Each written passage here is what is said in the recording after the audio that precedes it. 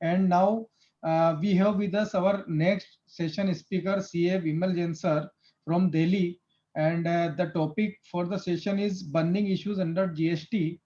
On a lighter side I want to say that एक message WhatsApp पे आया था कि जीएसटी जितना बर्निंग नहीं है उतना स्पीकर्स ने इसको बर्निंग बना दिया है. सो आज का जो हमारा टॉपिक है that is burning issues under GST. And before starting the session I am just briefing out the intro of our today's speaker, CA Vimal Jain sir. Sir is a member of ICI since 1994. Sir is member of ICI since 2006. Sir is FCA, FCS, LLB with 21 years of experience in indirect taxation, GST, service tax, excise, customs, VAT, FTP, DGFT matters, etc. Sir is chairman of Indirect Tax Committee of PhD Chamber of Commerce. Sir has authored number of books on GST title GST laws and commentary with analysis and procedures. And sir was also the chairman of Indirect Tax Committee of PhD Chamber of Commerce. He was chairman of the Corporate Advisory Committee of IPEM Group of Institutions. He is member of Indirect Tax Committee of FICCI. He is a special invitee of Indirect Tax Committee of ICI and ICSI, and he is also member of eminent faculties in Indirect Tax Committee of ICI, ICSI, and ICMA. So, on behalf of Indore branch, I again welcome you, sir, and request you to please enlighten your knowledge with the members. Over to you, sir. At the outset, let me first thank our Dynamic Central Council member, Kamiksa Soni ji, branch chairman, Kirti ji, and all dynamic, active, energetic managing committee members of Indore branch, CIRC, ICI, and all the participants who are attending today. Start करने से पहले ही एक blame लगा दिया गया.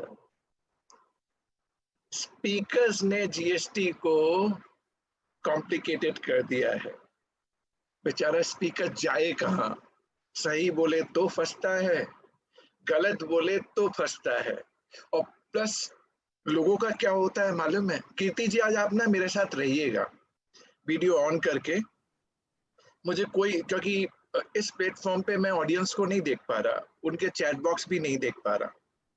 May be your representative sitting on hot seat, like कौन बनेगा करोड़पति एक प्रोग्राम होता है तो उसमें एक हॉट सीट होती है. आप जीएसटी करते भी हैं तो आपको मैंने हॉट सीट पे बैठा दिया है और आपके जरिए मैं लोगों की वाइब्रेशन, उनके पल्स को जानने की कोशिश करूंगा कि बाकी हम स्पीकर प्रॉब्लम क्रिएट कर रहे हैं, कौन क्रिएट कर रहा है. और हमारे साथी ने बिना मुझे मौका दिए जजमेंट भी पास कर दिया, एडवांस रूलिंग, जिसकी मैं अपील भी हाई कोर्ट में नहीं कर सकता. In lighter mode, advance ruling is what, sir? It's authority of advance ruling is not there, sir. It's authority for against ruling is there, sir. Not an issue. So what I will do today, कीर्ति भाई, मैं तो ये कह रहा था ये GST complication speaker के and से भी नहीं है, ऑडियंस में भी आप सब सुन रहे होंगे मुझे, आपके माइंड में भी कई बार क्वेश्चंस होते हैं. और ऐसा नहीं होता क्वेश्चन होते, उसके आंसर्स भी होते हैं. आप भी क्या कर रहे होते हैं, जितने भी स्पीकर आता है उनको टेस्ट करते हैं. मान लीजिए आपका एक क्वेश्चन है, आपने उसका आंसर बना लिया. अब 5 स्पीकर आपके सामने आ जाएं, कितनी भाई 5 स्पीकर, तो वो सेम क्वेश्चन 500 स्पीकर से पूछते हैं. जिसने उसका आंसर उसके हिसाब से दे दिया वही सबसे अच्छा स्पीकर है, उसे ही जीएसटी का सबसे ज्यादा ज्ञान है. और जिसने उसके अगेंस्ट में दिया जानता ही नहीं है, इसे कहाँ, इसे समझ ही नहीं पा रहा चीजों को, ये क्या समझाएगा. तो सर जीएसटी तो कुछ ऐसा है, मुझे बोला गया बर्निंग इश्यूज. मैं 9 बर्निंग इश्यूज आपके सामने रखूंगा, 9, और आप सब एंजॉय करेंगे. आई am sure, damn sure.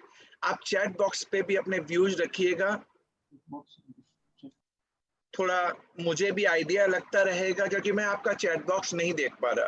Please, मेरी पोजीशन ये है कि मैं आपका चैट बॉक्स नहीं देख पा रहा. तो विल कम्युनिकेट यू, आप क्वेश्चन पूछते हैं, हम जो आंसर आते जाएंगे will communicate आपको you. सारे आंसर नहीं देने हैं कीर्ति भाई, आपको सारे आंसर नहीं देने हैं, आपको पल्स चेक करनी है कि सभी लोग मेरे साथ हैं या नहीं या है. नहीं है। कई बार क्या होता है, कई आंसर कॉन्ट्राडिक्टरी होते हैं, बट अभी हमारा सेशन जो है डेडिकेटेड, इतने सारे लोग अगर देख रहे हैं, ऑब्जेक्टिव इज कि हम सबको सर्व कर पाए। आप मेरे लिए हॉट सीट पे हैं, कौन बनेगा करोड़पति, आपके साथ ही मैं स्टार्ट करूंगा और आपको एज इफ रिप्रेजेंटेटिव आपको आंसर्स देने हैं।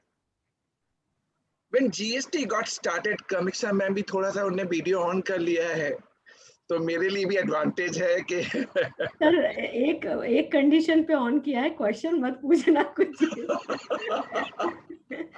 कीर्ति अच्छा ठीक है, कोई इशू नहीं मैम, मैं क्वेश्चन नहीं पूछूंगा, क्वेश्चन पूछूंगा अभी ना, तो एडवांटेज आपको क्या दे रहा हूँ मालूम है, आपकी जगह मैं आंसर दूंगा, पूछूंगा भी मैं, आंसर भी मैं दूंगा, जीएसटी डिपार्टमेंट की तरह।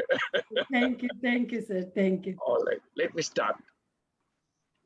Yesterday was, we all enjoying 4th year anniversary of GST, and I have done 6 program yesterday only on GST Day celebration. In 2 program, common program, one at PSD, one at ICSI, I had interacted with Joint Secretary GST Council, Sri S.K. Rahman ji. And these 9 burning issues which I'm discussing today, I have posted same 9 queries to Joint Secretary GST Council.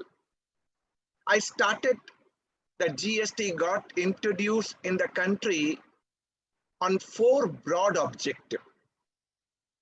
First, multiplicity of taxes will go away. 17 indirect taxes and 23 cess merging into one basket. Just think of multiplicity. Even our Honorable Prime Minister had tweeted in the morning that 17 indirect taxes and 23 cess merging into one basket.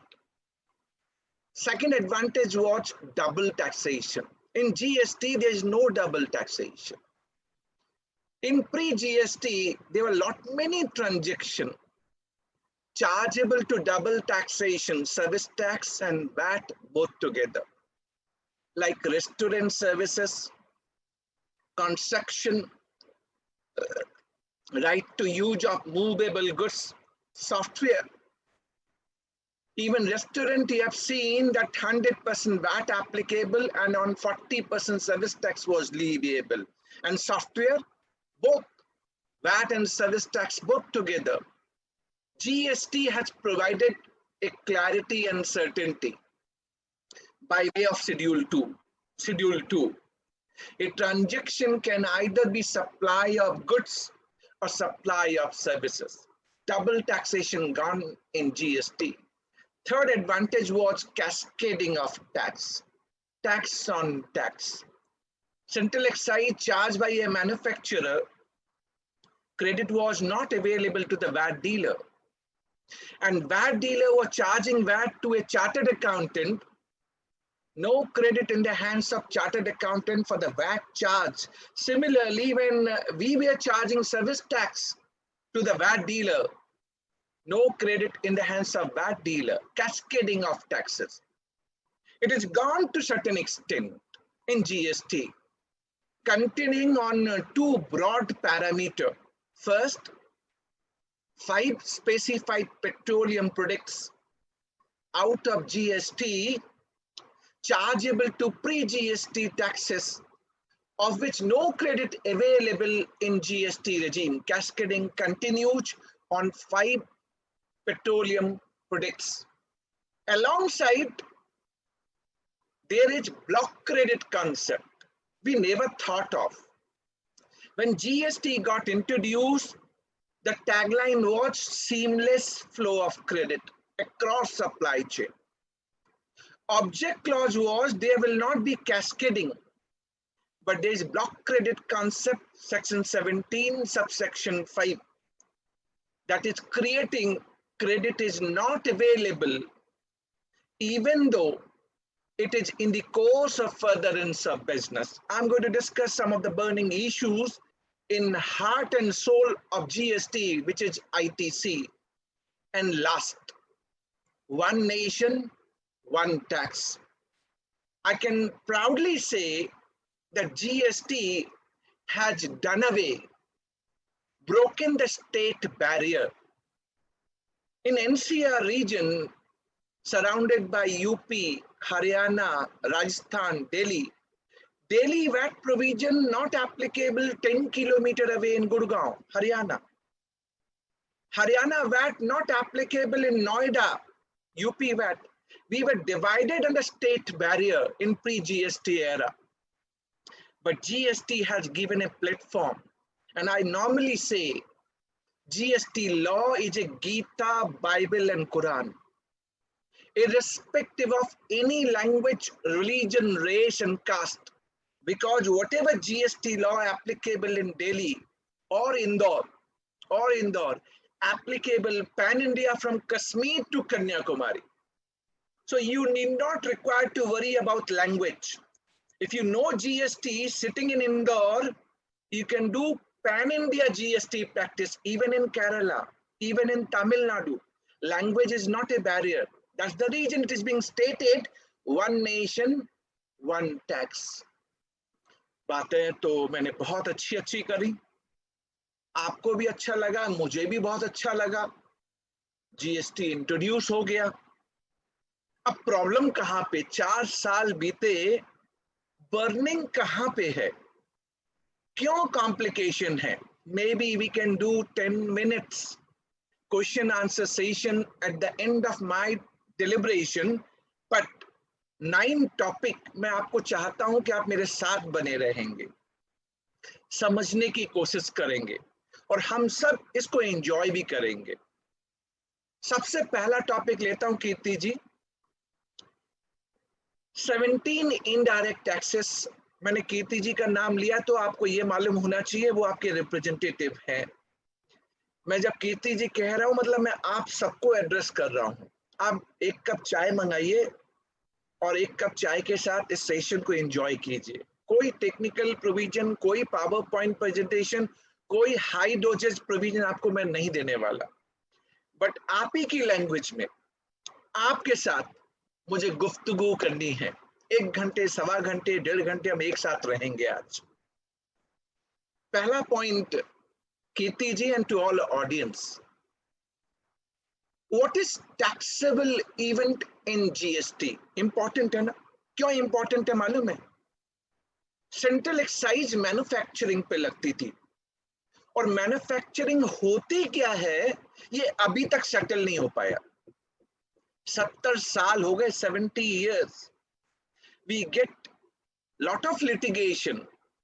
What is an activity which is termed as a manufacture? 70 years of Central Excise Act. I'm telling you the term supply is going to be 100 years of practice. 100 years of practice. Why I'm saying मैंने कोई भी आग नहीं लगाई है, पता नहीं मेरे साथी मेरे पर ब्लेम करके क्यों चले गए। मैंने कुछ नहीं किया, मैं अब आपको बताने की कोशिश कर रहा हूं। आप लोग चैट बॉक्स में मुझे बताइएगा मैं सही कह रहा हूं या नहीं कह रहा। The way term supply is being defined. First case study. Term supply defined under section 7 subsection 1 clause A of CGST Act. और कैसे डिफाइन किया इनने? सप्लाई इंक्लूड्स विदाउट डिफाइनिंग कि सप्लाई है क्या।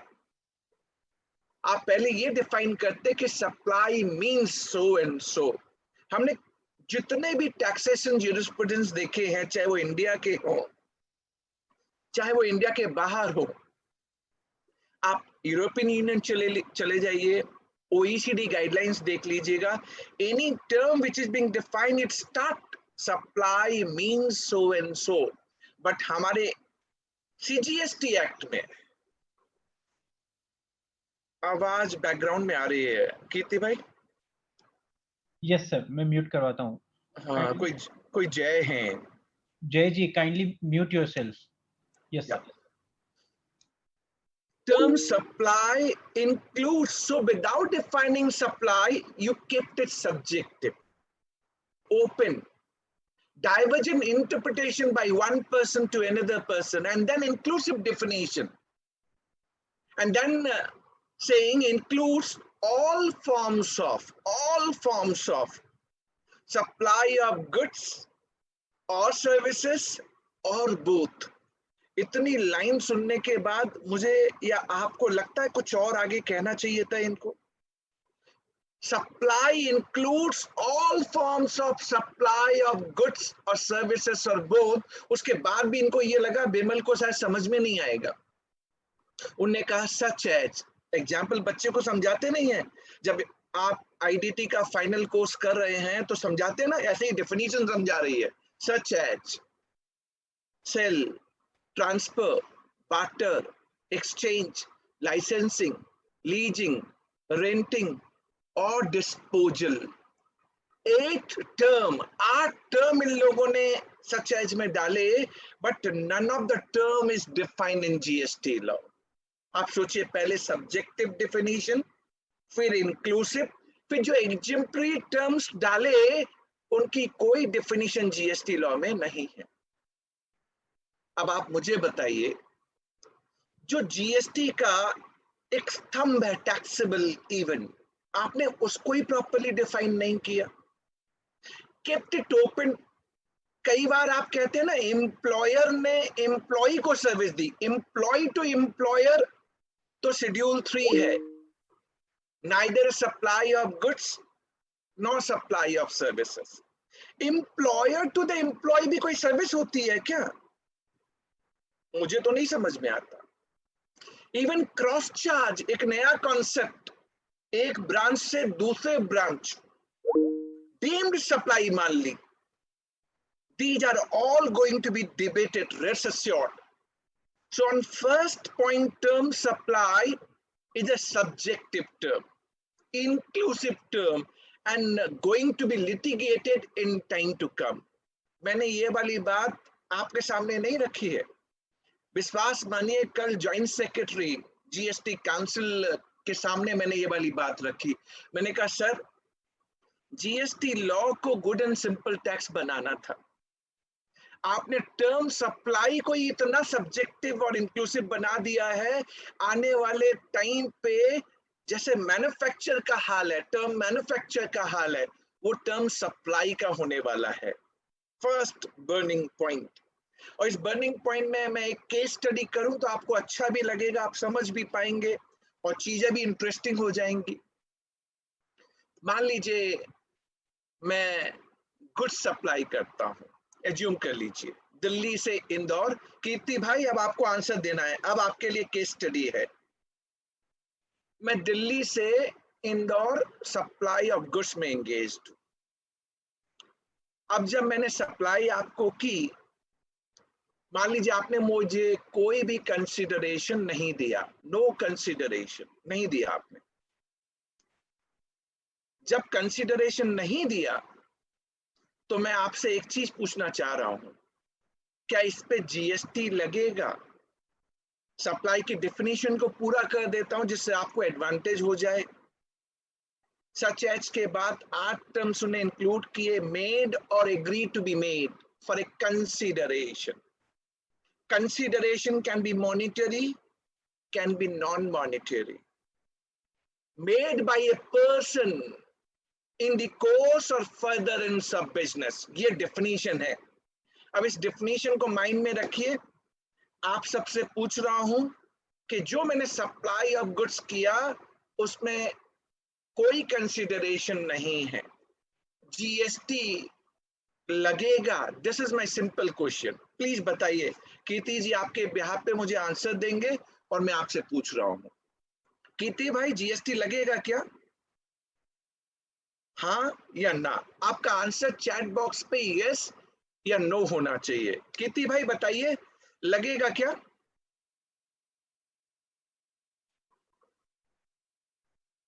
नहीं लगेगा, राइट? नहीं लगेगा. मेरे आउटवर्ड पे टैक्स नहीं लगा. तो मेरे इनपुट टैक्स क्रेडिट पे कोई इम्प्लीकेशन है क्या? यस सर, आईटीसी नहीं मिलेगा ना। आईटीसी नहीं मिलेगा, इसको फ्री गिफ्ट मान लिया जाएगा। सेक्शन 17 सबसेक्शन 5 क्लॉज एच, यहां तक सबको मेरी बात समझ में आ गई होगी और सब मेरे से सहमत होंगे। अब मैं आपको बाउंसर दे रहा हूं, अब बाउंसर दे रहा हूं, यानी जो मैंने सप्लाई की उसमें कंसिडरेशन नहीं था, अनरिलेटेड पार्टीज के साथ था, इसलिए मैंने कहा इस पे जीएसटी नहीं लगेगा। आपने भी ऐसा ही कहा, और आपने कहा चूंकि मेरे आउटवर्ड पे टैक्स नहीं लगा तो 17 सबसेक्शन 5 क्लॉज एच में जो मुझे इनपुट टैक्स क्रेडिट मिलती है, गुड्स लॉस्ट, स्टोलन, डिस्ट्रॉयड और रिटर्न ऑफ और disposed of bye way of gift और सैंपल, आपने मेरी आईटीसी नहीं दी, इनपुट टैक्स क्रेडिट नहीं दी। और यही सर्विस का एग्जाम्पल होता तो सप्लाई ऑफ सर्विस का एग्जाम्पल होता। दिल्ली टू इंदौर आपने मुझे कंसीडरेशन नहीं दिया,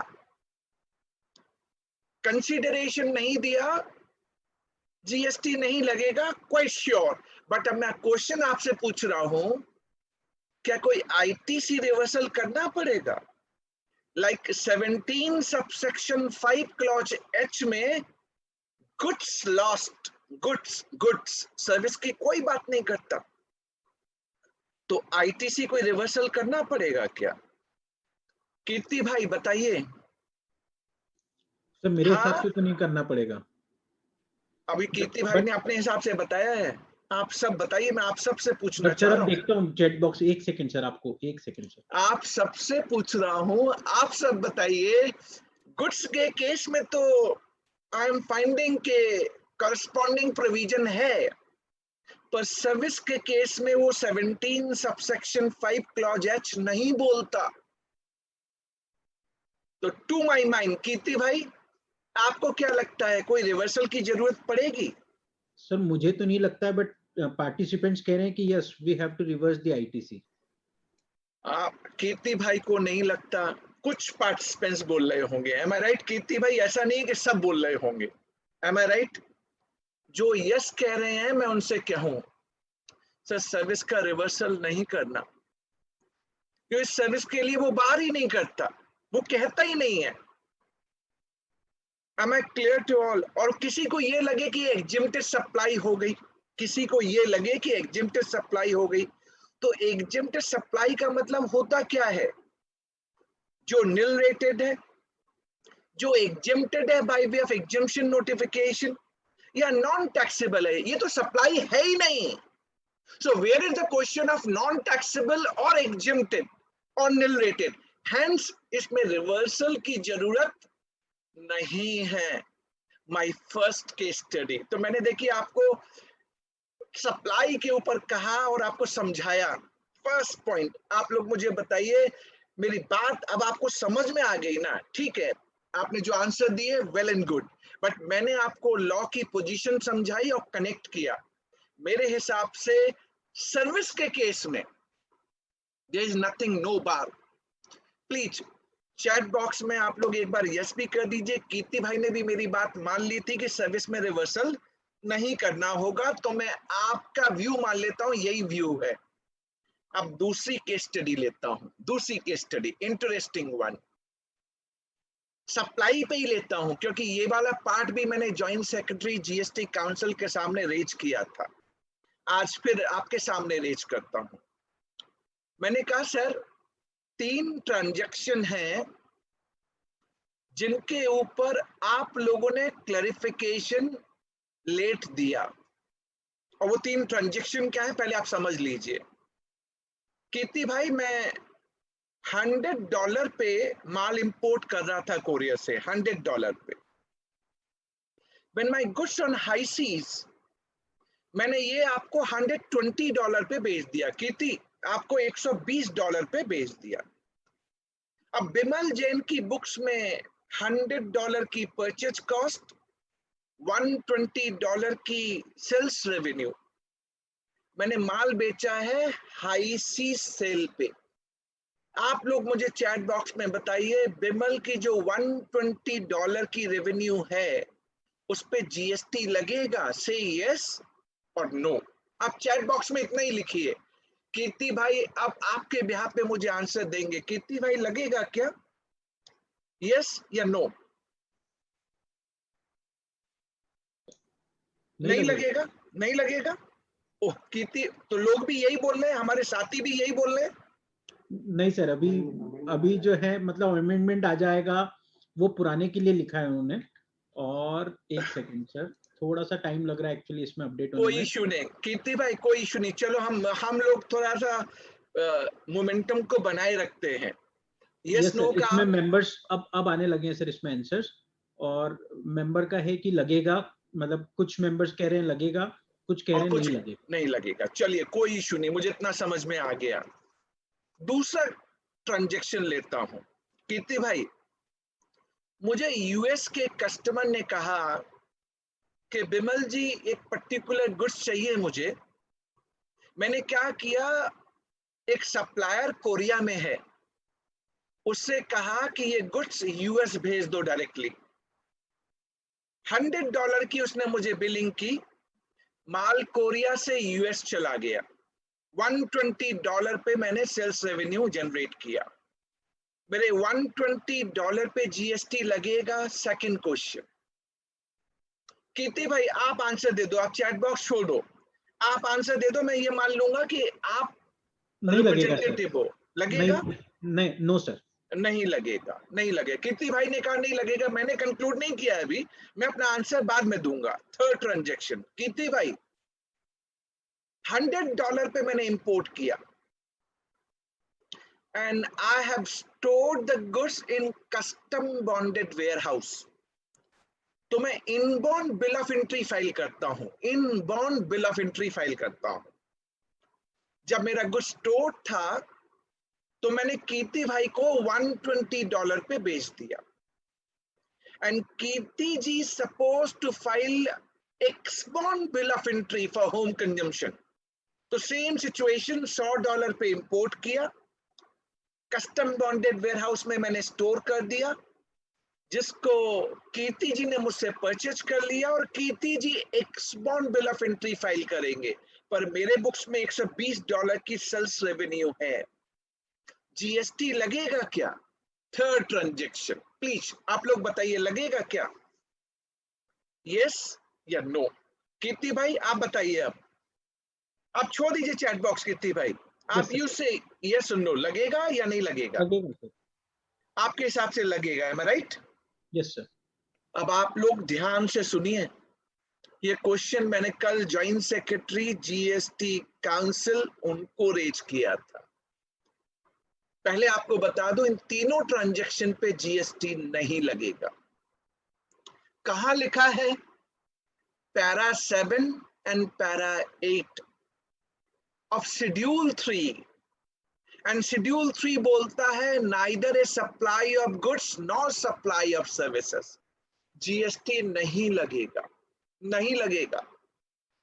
बट ये जो तीन transaction para 7 and para 8 schedule 3 में डाले गए फ्रॉम 1 फरवरी 2019। अब लोअर लेवल पे जितने भी जो डिपार्टमेंट के ऑफिसर्स होते हैं जो बहुत ज्यादा नहीं देख सकते, उनने सो कॉज नोटिस इशू करना चालू कर दिया है for the period prior to 1 February 2019। वो कहते हैं बिमल जी ये 1 फरवरी 2019 से अमेंड हुआ है, हम आगे का तो आपका जीएसटी नहीं लगाएंगे क्योंकि शेड्यूल 3 है, neither A supply of goods nor supply of services. But उसके पहले का आपको जीएसटी देना पड़ेगा। अब मैंने ज्वाइंट सेक्रेटरी साहब से कहा, मैंने कहा सर ये तीनों ट्रांजैक्शन जिस पे जीएसटी काउंसिल ने रिकमेंडेशन भी दिया और सर्कुलर भी आपने इशू कर रखा है कि जीएसटी नहीं लगेगा, आपने अमेंडमेंट ओनली 1 फरवरी 2019 से डाला। जब क्लैरिफिकेटरी नेचर होता है ना कोई भी transaction, that is always beneficial to the taxpayer, retrospectively applicable. मेरा पहला आर्गुमेंट ये था जॉइंट सेक्रेटरी साहब को, पर अब एक बाउंसर आपको देने वाला हूं. सोचना आपको सोचना है कि इसका आंसर क्या होना चाहिए. कीर्ति भाई, ये बाउंसर है. अब मैंने कह दिया मेरे 3 ट्रांजैक्शन पे, विमल के 3 आउटवर्ड पे जीएसटी नहीं लगेगा. मैंने आपको वो शेड्यूल 3 के पैरा 7 पैरा 8 बता दिए. अब इस पे जीएसटी नहीं लगा तो उसकी जो कॉमन आईटीसी होगी, क्योंकि मैं तो टैक्स पेयर हूं, ये मेरी आउटवर्ड है, तो मेरी जो कॉमन आईटीसी होगी उसको मुझे रिवर्सल करना पड़ेगा क्या? Do I require to reverse common ITC pertaining to these 3 transactions on which no GST is being paid? Please, this is my simple question.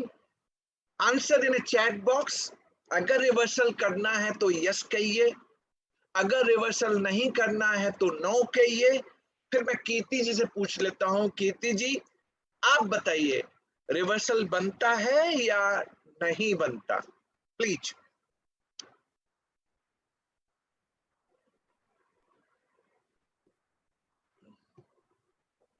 कीर्ति भाई. Yes sir. रिवर्सल करना पड़ेगा? Yes sir. इसमें जो जवाब है वो ये कि सप्लाई मतलब exempt supply includes no GST supply also, मतलब नो सप्लाई आल्सो. अब मैं आप सभी को आंसर क्यों मैंने कनेक्ट किया मालूम है? जिससे आपकी अंडरस्टैंडिंग क्लियर हो जाए. No reversal of common ITC कहां लिखा है मालूम है? Explanation under section 17 subsection 3 of CGST act. वो कहता है कि शेड्यूल 3 के जितने भी ट्रांजैक्शन हैं उस पे कोई रिवर्सल नहीं है except para 5, sale of land and building. Sale of land and building आपको रिवर्सल नहीं करना है. और मैं दूसरी चीज आपको क्लियर कर दूं, अगर किसी सप्लाई पे जीएसटी नहीं लगा उसे आप कह सकते हैं एग्जाम सप्लाई, लेकिन पहले सप्लाई तो होना चाहिए. सी आपने जैसे ही कहा, मुझे कीर्ति जी ने आपकी बात कही थी, तो कीर्ति जी उसी टर्म को यूज कर रहा हूं कि किसी supply of goods or services पे जीएसटी नहीं लगा, वो नो सप्लाई है. लेकिन पहले सप्लाई की डेफिनेशन तो पास कर. Test of term supply. तो जो सर्विस वाला एग्जाम्पल मैंने आपको समझाया था ना, फ्री कंसीडरेशन, सप्लाई है ही नहीं है, तो where is the question of no supply and become exempted supply for reversal of ITC. Kirti भाई, एम आई क्लियर? कीर्ति भाई, एम आई क्लियर नाउ? तो मैंने आपको ये दूसरी केस स्टडी भी अच्छी तरह से समझा दी, मेरी तरफ से मैंने समझा दी. मैं आपको देख तो नहीं पा रहा, टच वुड बाय हार्ट में कनेक्ट करने की कोशिश कर रहा हूं. I am sure you are getting my point. अगर आप लोग समझ गए हैं तो कीर्ति जी को चैट बॉक्स पे लिख दीजिए यस, तो मैं थर्ड केस स्टडी पे आऊंगा. पार्टिसिपेंट्स के आपको जवाब भी बता देता हूँ, सो दैट आपको ये लगेगा कि नहीं मेंबर्स हैं और एक्टिवली इन्वॉल्व है सर. और एक मेंबर ने रिक्वेस्ट भी की है कि आप मेरा नाम लेकर सर को प्लीज कहिएगा कि मैंने जवाब दिया है. रजनीश कुमार जी हैं. ओके. तो रजनीश जी ने आंसर दिया था कि no GST before release of goods from custom bonded warehouse. Good. Muralidhar Garg साहब ने बोला था in first and second, so no third transaction yes, first 2 no and then third. और अभी जो आपने क्वेश्चन किया है सर, उसमें देवेश माहेश्वरी जी ने कहा है कि no ITC reversal on common ITC for high sea sale. Ankita Gadhiya ji, neither supply of goods not supply of service. So members are participating sir और दे रहे हैं सर. थैंक यू कीर्ति भाई, and thank you those who are answering. अब चूंकि ऐसा platform है मैं नहीं देख पा रहा, बट हम कनेक्ट करने की कोशिश कर रहे हैं. तीसरी केस स्टडी लेता हूं, तीसरी केस स्टडी। कीर्ति भाई ready for third case study? ये सब क्वेश्चन आप ऐसा मत सोचिए कि ये कल मैंने ज्वाइंट सेक्रेटरी जीएसटी काउंसिल के सामने रेज किए हैं, तो आपको ये अच्छा लगेगा कि मैं ऐसी कोई चीज अभी आपसे डिस्कस नहीं कर रहा जो उस लेवल तक मैंने डिस्कस नहीं की है। अब तीसरी केस स्टडी करता हूं। किसी की आवाज चालू हो गई, कीर्ति भाई। या let's start now. GST is a destination based consumption tax. ये कॉन्सेप्ट सबको मालूम है। कीर्ति भाई, am I right? GST is a destination based consumption tax. Kirti भाई, मुझे 101 अटेंशन चाहिए आपका। आज आप 1 घंटा मोबाइल नहीं, मेरे लिए कॉम्प्रोमाइज कर लो, सेक्रीफाइस। सर एक सेकेंड, जो आपके चीफ गेस्ट थे सर अपने और मंत्री जी हैं, वो एक्चुअली कवरेज में नहीं थे और उनके ही पीए का फोन था कि मंत्री जी अभी जस्ट कवरेज में आए हैं, तो क्या ज्वाइन कर सकते हैं? मैंने कहा मैं 2 मिनट परमिशन लेता हूँ, फिर आपको बता पाऊंगा। वो मोमेंटम ब्रेक हो जाता है सर, सच कह रहा हूँ, मोमेंटम ब्रेक हो जाता है। अब मंत्री जी है, हम हमारे लिए तो कोई मतलब हमारी व्यवस्था ऐसी है, हम क्या करें, लेकिन मोमेंटम ब्रेक हो जाता है। मेरा जो मोमेंटम है वो भी ब्रेक हो जाता है इनफैक्ट। करेक्ट। अब आप ले लें भाई, मंत्री जी हैं, उनको लेना जरूरी है और हम सबके लिए वो डिग्निटी मेंटेन करना जरूरी है। Please go ahead sir.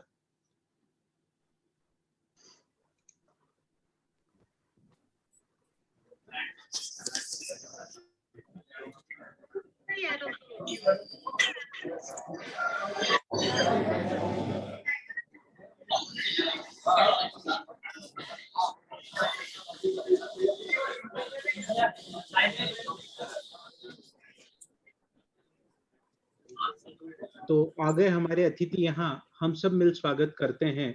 कृत उपकृत मन के भाव सुमन हम सादर अर्पित करते हैं। श्रीमान पधारे आप यहाँ, हम हर्षित हैं, हम पुलकित हैं, कैसे अभिनंदन करे भला, ये सोच सोच के चिंतित हैं। तो हमारे बीच आज इंदौर से अजय कैलाश विजयवर्गीय जी जो हैं उपस्थित हैं, और सर के बारे में क्या कहा जाए, bold, daring, dashing, dynamic speech के लिए सर जाने जाते हैं। और जब जब बीजेपी में आवश्यकता होती है कि किसी बड़ी जिम्मेदारी की, तो उसमें प्रमुख रूप से हमारे कैलाश विजयवर्गीय जी का जो है वो नाम लिया जाता है। तो सर मैं बहुत ज्यादा आपका जो है परिचय नहीं दूंगा, और 6 बार जो है सर ने चुनाव हमारे यहाँ से जब जब लड़ा, हर बार चुनाव में जो है विजयश्री ही प्राप्त की है। With due word sir, I welcome you all on behalf of Indore branch of CIRC of ICI in this national conference, and also on behalf of more than 6,000 chartered accountants, sir. Thank you, Kirti bhai. ICI Institute of Chartered Accountant of India के सभी पदाधिकारी बंधुओं, Indore chapter के मेरे मित्र भाई कीर्ति जोशी जी, अंकुश जैस जी,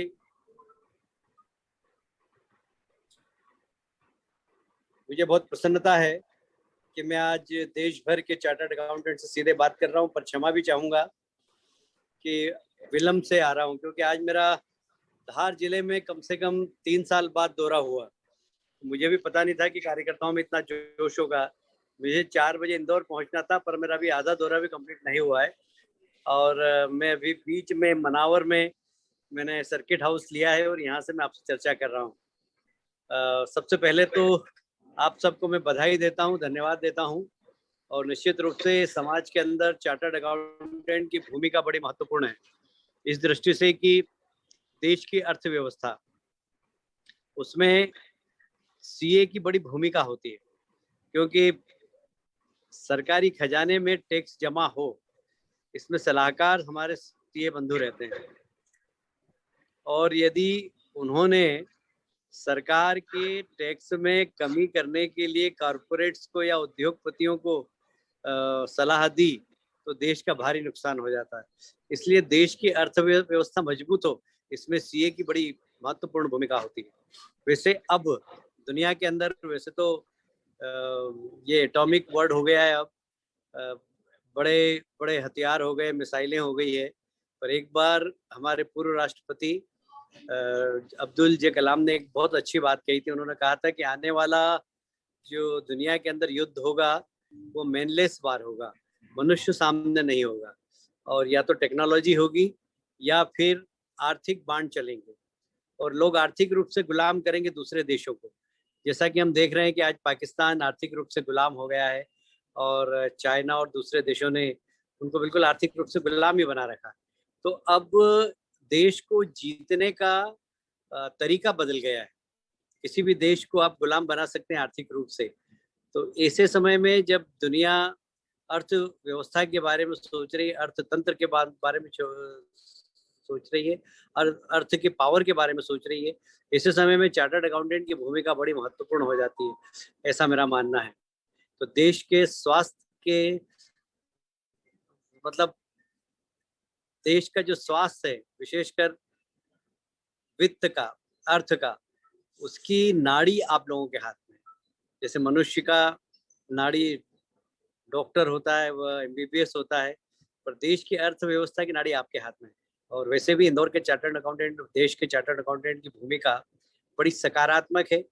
दुनिया के अंदर हमारे यहाँ के चार्टर्ड अकाउंटेंट की बड़ी बहुत सम्मान की दृष्टि से देखा जाता है, क्योंकि हमारी जो अर्थव्यवस्था की स्किल है उसको सारी दुनिया बहुत मानती है। तो आप सब देश की रीढ़ की हड्डी को मजबूत करने में एक बहुत बड़ी भूमिका अदा करते हैं, और इसलिए मैं आप सबको एक बार फिर से अभिनंदन करता हूँ।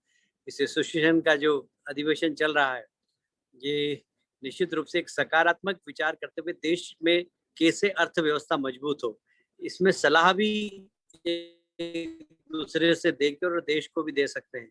क्योंकि हमारे देश के यशस्वी प्रधानमंत्री मोदी जी एकदम आम नागरिक की सलाह को मानते हैं। आपने देखा होगा मन की बात में बहुत छोटी छोटी बातें वो ध्यान देके वो लोगों को बताते हैं कि देखिए एक छोटा व्यक्ति दूर बैठकर किस प्रकार समाज का काम कर रहा है, देश का काम कर रहा है।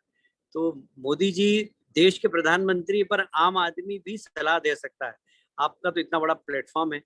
ऐसे समय में जब कोविड चल रहा है, दुनिया की अर्थव्यवस्था बिगड़ी हुई है, ऐसे समय में हम कैसे अपने देश की अर्थव्यवस्था को मजबूत कर सकें, इस दिशा में आप मार्गदर्शन दे सकते हैं।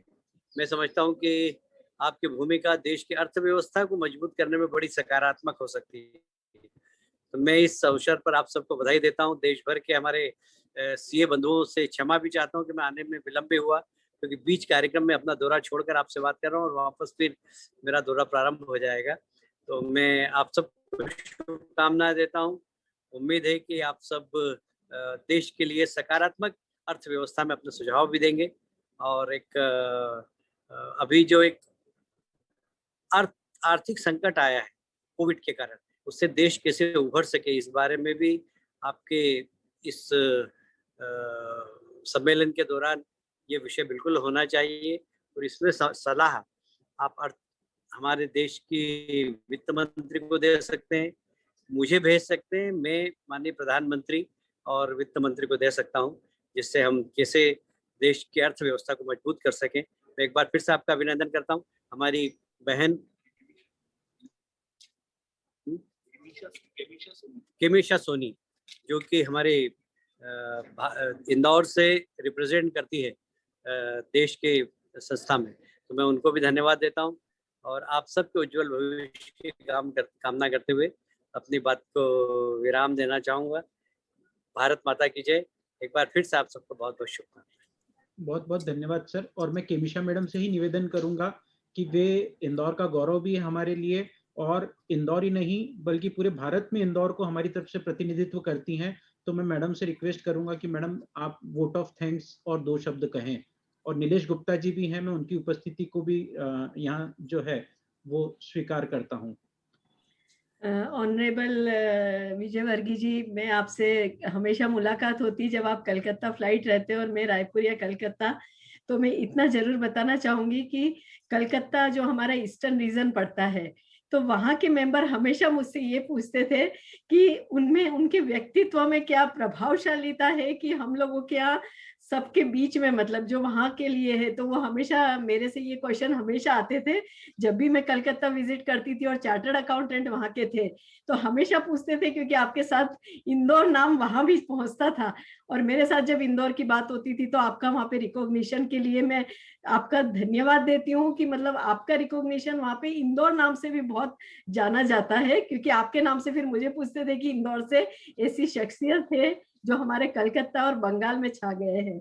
और मैं बस आपको ये कहना चाहूंगी कि जो हमारे मोदी जी का 5 ट्रिलियन इकोनॉमी के लिए उन्होंने चैंपियन सर्विसेज में अकाउंटेंसी का डाला है, और कल ऑनरेबल पीयूष गोयल जी हमारे साथ सीए डे पे दिल्ली में मौजूद थे, तो हम लोगों ने, उन्होंने भी हमें यही मतलब कैसे हमारी इकोनॉमी में एक्सपोर्ट ऑफ सर्विसेज पे हम लोग जरूर कंट्रीब्यूट करना चाहेंगे, उसके लिए हमने पूरा बुकलेट बनाया है। फिनेंशियल लिटरेसी पे भी हमने एमसीए में भी दिया है। पर बस एक आपके माध्यम से मैं जरूर कहना चाहूंगी कि जब भी आप इंदौर है तो हम लोगों का जो एमसीए में रिप्रेजेंटेशन है, हम चाहते हैं आपको वो हम जरूर दें। वो छोटा हमने बनाया हुआ है, तो वो आपके माध्यम से यदि वहां जाएगा, जब भी आप बोलेंगे तो कीर्ति जी और हम यहाँ इंदौर ब्रांच से आपसे मिलके ये देना चाहेंगे रिप्रेजेंटेशन। कल हमने पीयूष गोयल जी को भी दिया था, तो ये हम आपसे चाहते हैं। और आपका बहुत बहुत धन्यवाद कि पूरे इंडिया में आज यहाँ 6000 करीब चार्टर्ड अकाउंटेंट प्रेजेंट है और आपने अपना उद्बोधन दिया, तो बहुत बहुत धन्यवाद।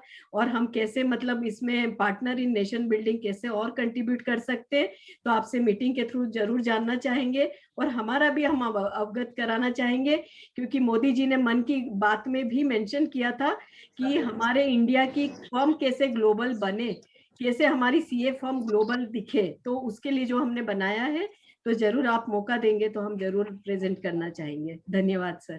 Thank you. धन्यवाद सर। Thank you. नमस्कार, एक सूचना प्रेषित करना चाहूंगा। कैलाश जी भाई साहब यहाँ पर हैं, तो with the permission of organiser.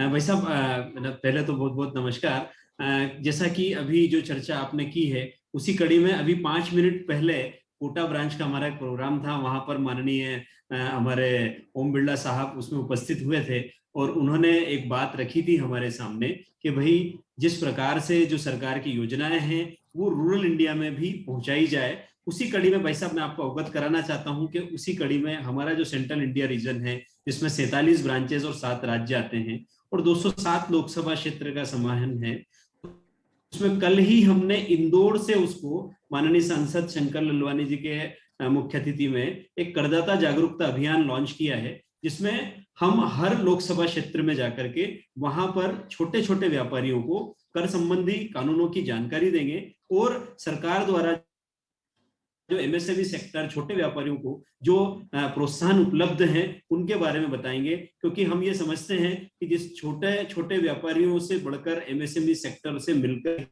ही यह देश एक सशक्त राष्ट्र बन सकता है और भारत विश्व गुरु 2030 की जो हमारा सपना है माननीय प्रधानमंत्री जी का, उसको प्राप्त कर सकता है। इसी संबंध में आपसे भी जल्दी से मुलाकात करके आगे जो भी आपका जो मार्गदर्शन मिलेगा उसको हम पूरा करेंगे। धन्यवाद। जय हिंद, जय आईसी। बहुत बहुत धन्यवाद सर। और मैं विमल साहब की भी thank you very much. Thank you sir. Over to you Vimal sir, sorry for interrupting.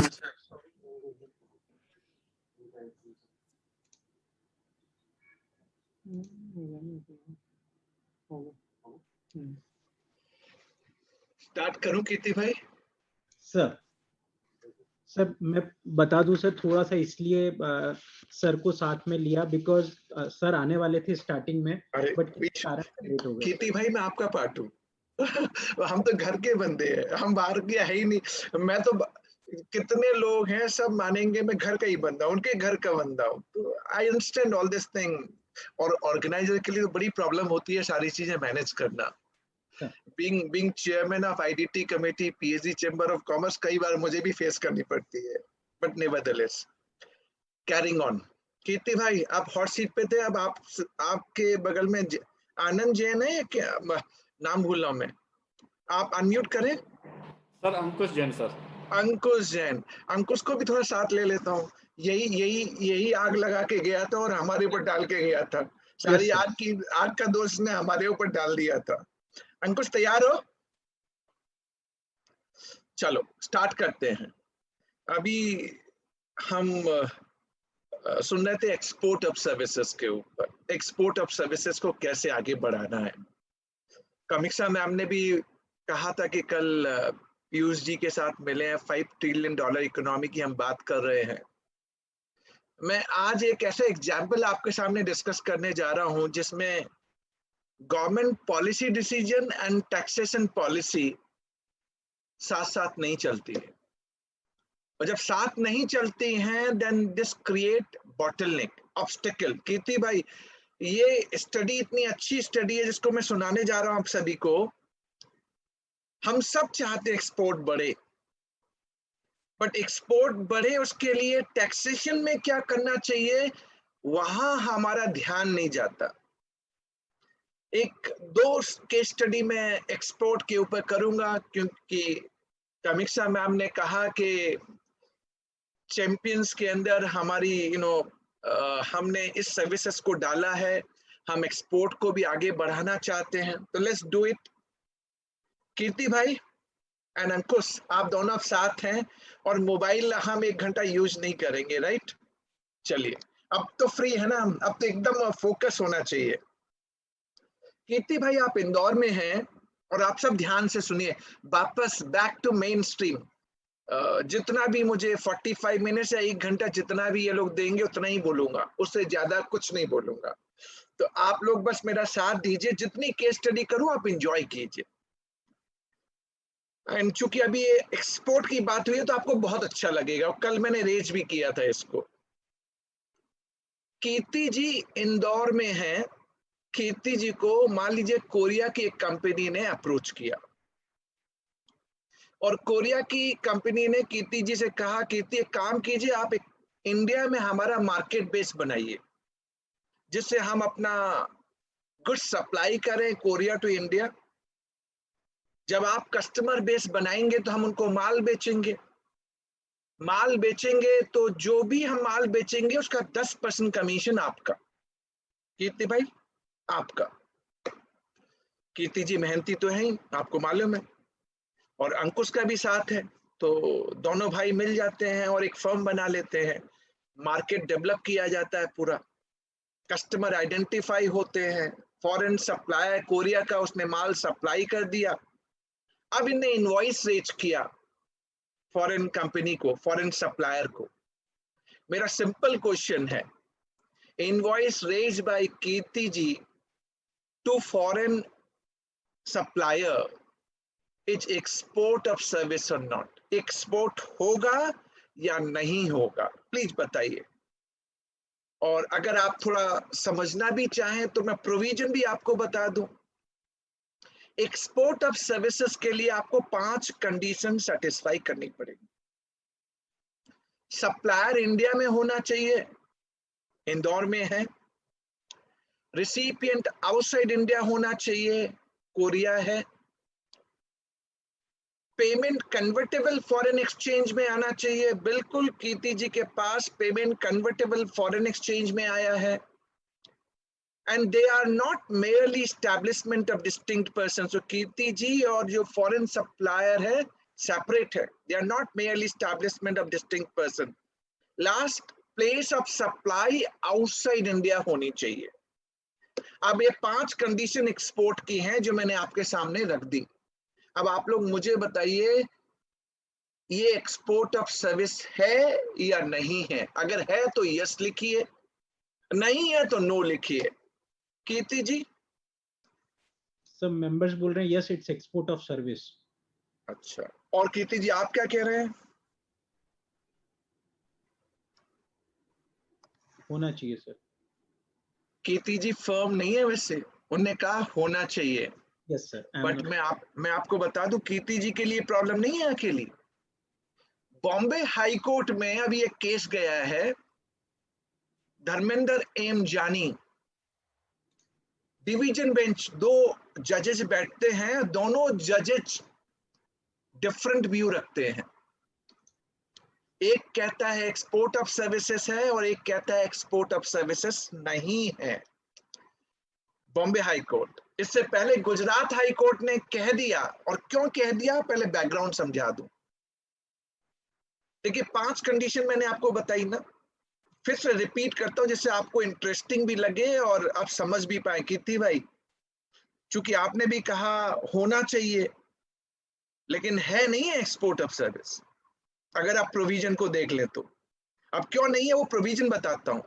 Supplier India में है सेटिस्फाइड, रिसिपिएंट आउटसाइड इंडिया है satisfied, money convertible foreign exchange में आया satisfied, merely establishment of distinct person नहीं है satisfied, only last condition place of supply outside India होनी चाहिए, ये satisfy नहीं हो रहा। Section 13 subsection 8 clause B of IGST Act वो बोलता है जो इंटरमीडियरी है, और कीर्ति जी क्या है, इंटरमीडियरी तो है, he is facilitating, arranging supply of goods or services between two person, foreign supplier and customer in India. So he is an intermediary.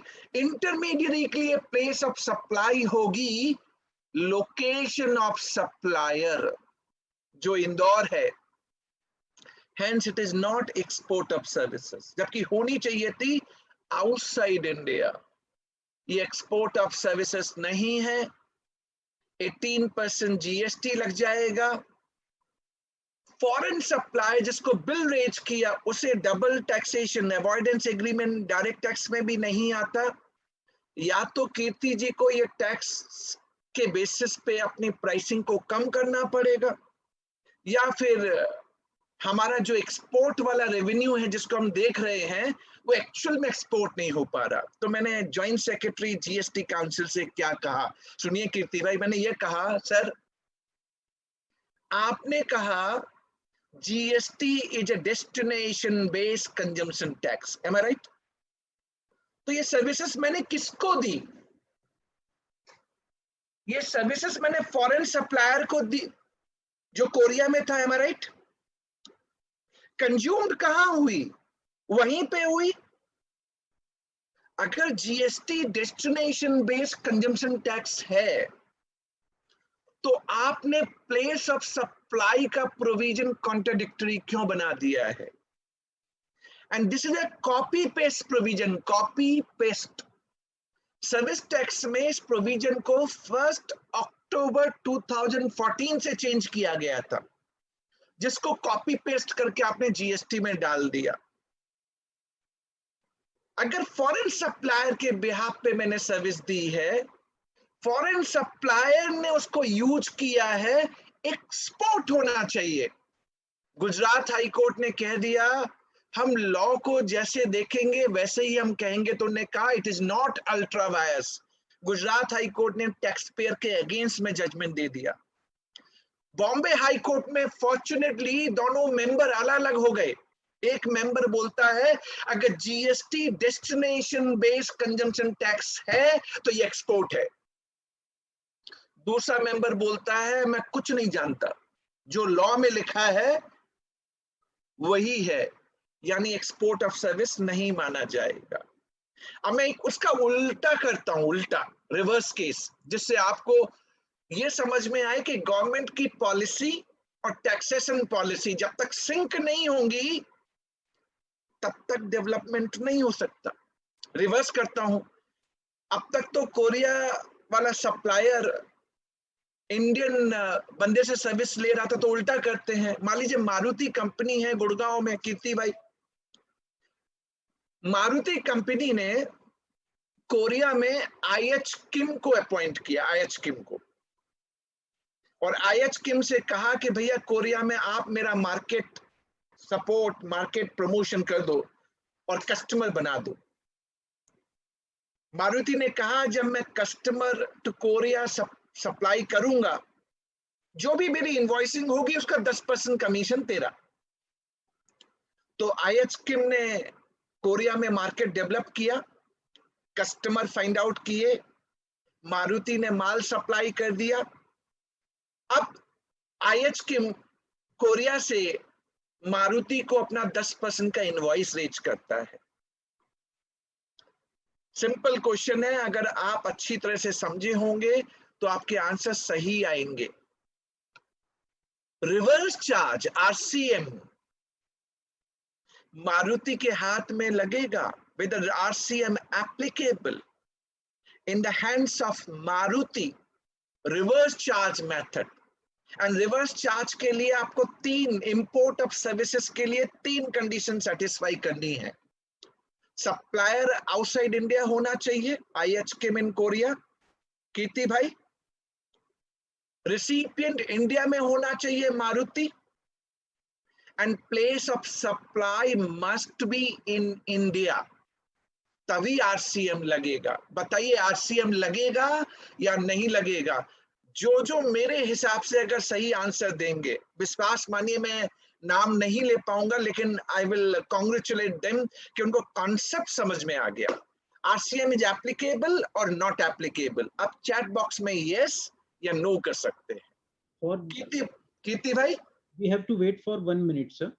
अच्छा, I have to wait for 1 minute. जब तक answer आता है तब तक आप बता दो कीर्ति भाई, रिवर्स चार्ज लगेगा? अंकुश जी क्या करते हैं, आप क्या कहते हैं, लगेगा नहीं लगेगा?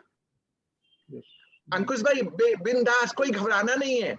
अगर आप वो आंसर देख के बोलोगे तो मजा नहीं आएगा, आप अपने हिसाब से. I think yes, sir. लगेगा नहीं लगेगा? Sir, yes. लगेगा. कीर्ति भाई, RCM is on import of service, sir. Basically. लगेगा या नहीं लगेगा, हाँ या ना? No, sir. Considering the same previous provision, I think so नहीं लगना चाहिए. अब कीर्ति भाई थोड़ा स्मार्ट हो गए.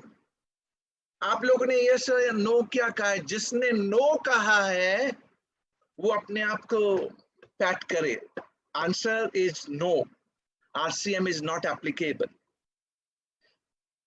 इंटरमीडिएट के लिए प्लेस ऑफ सप्लाई मैंने आपको क्या बताया, अभी बताया ना, 13 सबसेक्शन 8 क्लॉज भी बताया ना, लोकेशन ऑफ सप्लायर.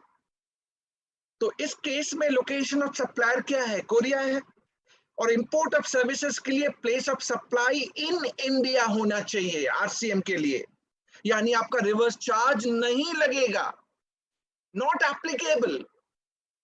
तो मैंने जॉइंट सेक्रेटरी साहब से कहा, सर जब मैं इंडिया से सर्विस देता हूं, कन्वर्टेबल फॉरेन एक्सचेंज लेके आता हूं, आप कहते हैं एक्सपोर्ट ऑफ सर्विस नहीं है. उल्टा केस, जब मैं इंटरमीडिएरी कोरिया से सर्विस लेता हूं, कन्वर्टेबल फॉरेन एक्सचेंज बाहर जा रहा है कीर्ति भाई, इंडिया से बाहर, और आप कह रहे हैं RCM नहीं लगेगा, जबकि GST तो डेस्टिनेशन बेस्ड कंजम्पशन टैक्स होना चाहिए. तो अंकुश ने भी सही सोचा था, ये मारुति ने तो सर्विस ली थी. So GST should be destination based consumption tax, contrary. तो मैंने ये वाली बात इंटरमीडिएरी के ऊपर आपको बताई, बॉम्बे हाई कोर्ट का जजमेंट बताया, 2 मेंबर के डाइवर्जेंट पर्सपेक्टिव बताए. अब एक चीज और कनेक्ट करूं जो मैंने जॉइंट सेक्रेटरी साहब से कही, आपके सामने भी रखूं. बिफोर आई मूव, इस केस स्टडी को मैं यहीं पे खत्म करता हूं. तो I am sure you must have understood it. Kirti भाई, अब चौथी case study, 4th case study. आप जब एक्सपोर्ट करते हैं तो it is zero rated. Ankush zero rated है, मैं राइट? अंकुश थोड़ा सा अब लग रहा है कि मैं तो बिना बात के फंस गया यार, बर्निंग बोल के. GST practice, that's why. अच्छा ये है क्या? चलो कीर्ति भाई से पूछता हूं. अंकुश आप बैठो, कोई दिक्कत नहीं, घबराहट नहीं लानी है, ऐसी घबराहट नहीं होनी चाहिए. अगर आप GST प्रैक्टिस में नहीं हो तो GST का काम मुझे भेज दो. नेटवर्किंग करेंगे ना हम लोग मिलके आपस में. चलो कीर्ति भाई, when I'm exporting goods or services, it is zero rated supply. हमारे पास 2 ऑप्शन है सप्लाई करने के, zero rated. First option without payment of IGST, तो मैं रिफंड ऑफ ITC लेता हूं. तो जब मैं एक्सपोर्ट करता हूं तो LUT मुझे एक्सिक्यूट करना पड़ता है, IGST चार्ज नहीं करूंगा एक्सपोर्ट के ऊपर, पर मुझे रिफंड ऑफ ITC मिलेगा. दूसरा ऑप्शन है कि मैं on payment of IGST export करूंगा, राइट? पर दोनों ऑप्शन में एक डिस्पैरिटी है. डिस्पैरिटी क्या है मालूम है? यही मैंने रेज किया कल यस्टरडे जॉइंट सेक्रेटरी के सामने। मैंने कहा सर, और उसको एक एग्जाम्पल ले लो जिससे आप सबकी समझ में आ जाए। मान लीजिए मेरे पास 9 रुपए का इनपुट टैक्स क्रेडिट है, 6 रुपया इनपुट पे, 1 रुपया इनपुट सर्विस पे और 2 रुपए कैपिटल गुड्स पे। कीर्ति भाई, 9 रुपए का मेरे पास आईटीसी है, 6 रुपए, आप लोग कहीं ना कहीं ध्यान से सुनिए, बड़ा इंटरेस्टिंग, और आप कई बार क्लाइंट को जब सजेस्ट करते हैं ना तो आप सजेस्ट भी कर पाएंगे। 6 rupees on input, 1 rupee on input service and 2 rupees on capital goods, 50 रुपए। अभी एक्सपोर्ट कर रहा है 100 रुपए पे। तो अगर पहला ऑप्शन लें तो जिसमें विदाउट पेमेंट ऑफ आईजीएसटी है तो ये रिफंड ऑफ आईटीसी की बात करता है। अगर विद पेमेंट ऑफ आईजीएसटी है, मान लीजिए 18%, और 100 रुपए का एक्सपोर्ट हो रहा है तो 18 रुपए लगेंगे, 18 रुपए। और 18 रुपए देने के लिए आप अपना 9 रुपए का आईटीसी यूज करेंगे जो आपके पास है, और 9 रुपए आप कैश यूज करेंगे, और आपको 18 रुपए पूरे कैश में वापस मिल जाएंगे। M I right? यही है ना कीर्ति भाई? आप लोगों में से अब मुझे बताइए कितने लोगों को मालूम है? आप लोग यस एंड नो कीजिएगा। अगर आपने without payment of IGST follow किया, एलयूटी रूट, आपको 2 रुपए जो कैपिटल गुड्स के ऊपर क्रेडिट थी ना, उसका रिफंड नहीं मिलेगा, नहीं मिलेगा। No refund of ITC on capital goods नहीं मिलेगा। जुलाई 1, 2017 से ये प्रोविजन है। आप लोगों में से कितने लोगों को मालूम था ये प्रोविजन? ऑनेस्टली चैट बॉक्स में यस या नो कीजिए। मुझे Rajesh Mangal Bilaspur, Rajesh Mangal Agarwal, capital goods credit not applicable in LUT, ये उन्होंने चैट बॉक्स में। राजेश मंगल तो मेरे को हमेशा फॉलो करते रहते हैं। ये ऐसे बंदे हैं, देखो आपने नाम लिया ना तो मैं पहचान गए, तो मेरा साथी है। आपको नहीं मिलेगा। तो मैंने जॉइंट सेक्रेटरी साहब से यही कहा कीर्ति भाई कि सर ये डिस्पैरिटी क्यों? दोनों ही एक्सपोर्ट है, एम आई राइट? तो एक बात मैंने ये कही कीर्ति भाई, और दूसरी बात जो मैंने कही, जो आप लोगों को मालूम है या नहीं है मुझे नहीं मालूम, लेकिन मैं आपको बताता हूं। इस यूनियन बजट 2021 में एक चेंज आ रहा है। क्या चेंज आ रहा है मालूम है? अब उन्होंने कहा है कि जो पेमेंट ऑफ आईजीएसटी का जो रूट है ना, वो सबके लिए एप्लीकेबल नहीं होगा, only on notified supplier, only on notified goods or services. यानी हर कोई payment of IGST route follow नहीं कर सकता। तो आंसर क्या निकल के आया कि ये लोग ये पेमेंट ऑफ आईजीएसटी रूट को कर्टेल करने वाले हैं। अभी तक नोटिफाई नहीं हुआ, बट आने वाले टाइम में इसको कर्टेल करने वाले हैं। It is not creating hurdles. कई बार ये प्रोविजन आया क्यों? कई बार माइंड में ये आता है ना, तो जो टैक्स इवेजन हो नहीं रहे, उनने इसको माइंड में रखा और कहा मैं notified supplier and notified goods and services पे ही दूंगा। पर क्या हम प्रोविजन टैक्स इवेडर को माइंड में रखते हुए बनाए? Is it good for the country? तब लॉ सिंप्लीफाई नहीं हो सकता। सो अंकुश, मैं कोई बर्निंग नहीं कर रहा। अगर आप खुद लॉ को ऐसे बना देंगे तो स्पीकर बेचारा क्या करेगा? स्पीकर तो आके वही बोलेगा ना जो लॉ बनने वाला है या जो है। और मजे की बात, अभी जो चैट बॉक्स में कमेंट्स आए हैं, अभी कितना कंफ्यूजन है। एक मेंबर रजनीश कुमार जी कह रहे हैं इन्वर्टेड के लिए only input, even input services are not allowed. And Sumit Kapoor ji बोल रहे हैं input of capital goods can be used for domestic supply और not. Kindly answer sir. See मेरे आंसर कीर्ति भाई, इन्वर्टेड ड्यूटी स्ट्रक्चर में सिर्फ इनपुट पे वो रिफंड देने की बात करता है। इनपुट सर्विसेज पे divergent judgement, Gujarat and Madras high court, capital goods बिल्कुल डोमेस्टिक के लिए आप यूज कर सकते हैं, किसने मना किया है? 100% आप बिल्कुल यूज कर सकते हैं, बट मैंने आपको ये केस स्टडी एक फ्रेम करके दी जिसमें आपको ये लगे कि हाँ हमें एक्सपोर्ट बढ़ाने की बात है, बट आप टैक्सेशन लॉ को भी तो प्रमोट कीजिए, कंड्यूसिव बनाइए, सिंक कीजिए, gelling with ease of business. This was my 5th case study. Hope I am clear to all of you. Kirti भाई क्लियर है पांचों केस स्टडी में? कोई डाउट कहीं पे किसी तरह का? अच्छा कीर्ति भाई पांचों बर्निंग थी क्या? कीर्ति भाई Yes, sir. पांचों बर्निंग थी क्या? Yes sir. अब अंकुश हमारे ऊपर दोष लगा रहा था, अंकुश बगल में बैठा है, अब अंकुश से बोला इसमें हमने बर्निंग कर दिया है क्या? नहीं सर, अब आपको सुनने के बाद लगा है सर कि जीएसटी वास्तव में बर्निंग इश्यू है. अब अंकुश मुझे बोला मुझे सुनने के बाद. अब 4 केस स्टडी और रह गई है. 4 केस स्टडी को मैं इनपुट टैक्स क्रेडिट पे फोकस करता हूँ. Heart and soul, heart and soul. एक जो 6th पॉइंट जो मैंने जॉइंट सेक्रेटरी जीएसटी काउंसिल के सामने रखा, वो तो मीडिया में भी बहुत पब्लिश हुआ है. फॉर्चुनेटली मीडिया ने उसे कवरेज भी दिया और बकायदा उनने फोटो के साथ डाला. पॉइंट क्या है मैं आपको सुनाता हूं, आप सुनिए पहले.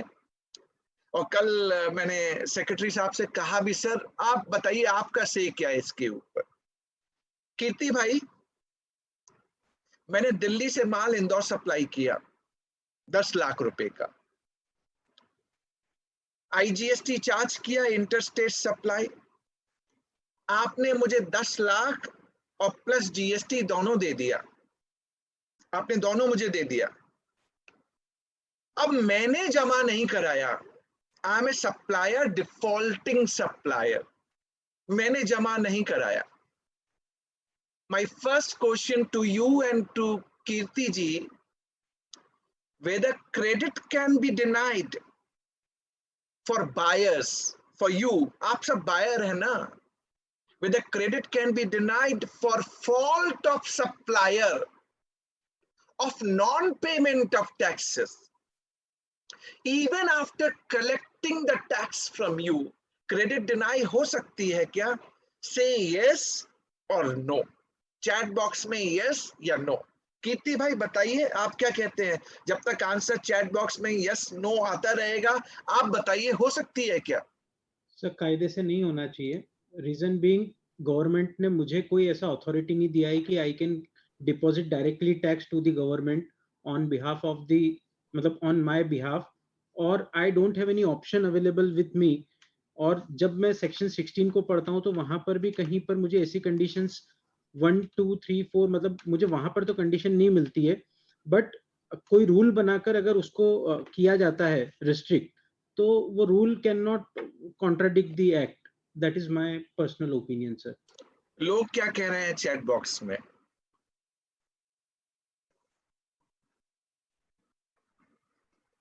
चलो आप लोगों ने यस नो किया होगा, राइट? मैंने क्या आर्गुमेंट दिए मैं आपको बताता हूं. मैंने जॉइंट सेक्रेटरी साहब से कहा, मैंने कहा सर आप बायर से कहते हैं तुझे क्रेडिट नहीं मिलेगी क्योंकि सप्लायर ने टैक्स जमा नहीं कराया. Under section 16 subsection 2 clause C, यही वाली बात है ना ऑफ सीजीएसटी एक्ट, नहीं मिलेगी. मैंने कहा सर इस बायर को कहां मालूम था कि सप्लायर जमा नहीं कर रहा?